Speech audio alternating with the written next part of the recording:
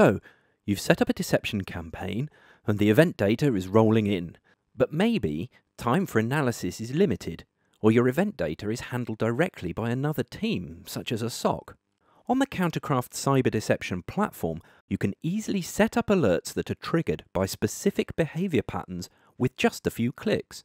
This will help you go from a sea of events to specific, trustworthy notifications that can both alert you and your global team, either through the CounterCraft platform or through your system of choice. Let's see how easy it is to set up. First, open the CounterCraft Cyber Deception Platform and select the event you want to focus on from the Data Explorer.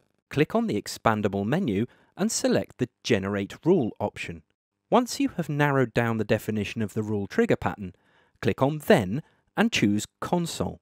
Set how you want the alert to look and click End to give the alert a name and description. Activate by clicking Enable and Save.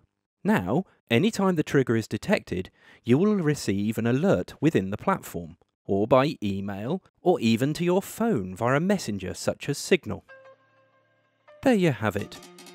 Threat deception in a minute with CounterCraft.